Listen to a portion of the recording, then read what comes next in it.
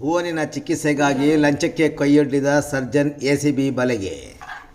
ಚಿಕ್ಕಬಳ್ಳಾಪುರ ಜಿಲ್ಲೆಯ ಬಾಗೇಪಲ್ಲಿ ತಾಲೂಕಿನ ಸರ್ಕಾರಿ ಆಸ್ಪತ್ರೆಯಲ್ಲಿ ಕ್ಲಾವಿಕಲ್ ಬೋನಿನ ಶಸ್ತ್ರಚಿಕಿತ್ಸೆಗಾಗಿ 7,000 ರುಗಳನ್ನು ಲಂಚ ಸ್ವೀಕರಿಸುತ್ತಿದ್ದಾಗ ಸರ್ಜನ್ ಭ್ರಷ್ಟಾಚಾರ ನಿಗ್ರಹ ದಳದ ಅಧಿಕಾರಿಗಳ ಬಲೆಗೆ ಸಿಕ್ಕಿಬಿದ್ದಿದ್ದಾರೆ.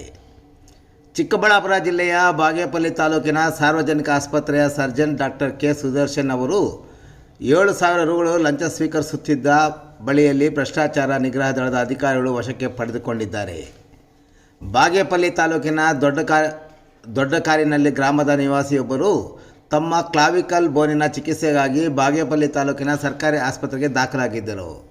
ಶಸ್ತ್ರಚಿಕಿತ್ಸೆ ನಡೆಸಲು ಆಸ್ಪತ್ರೆಯ ಸರ್ಜನ್ ಡಾಕ್ಟರ್ ಕೆ ಸುದರ್ಶನ್ ಅವರು ಶಸ್ತ್ರಚಿಕಿತ್ಸೆಗಾಗಿ 10,000 ರು ಬೇಡಿಕೆಯನ್ನಿಟ್ಟು ಮುಂಗಡವಾಗಿ 3,000 ರುಗಳನ್ನು ಪಡೆದುಕೊಂಡಿದ್ದರು.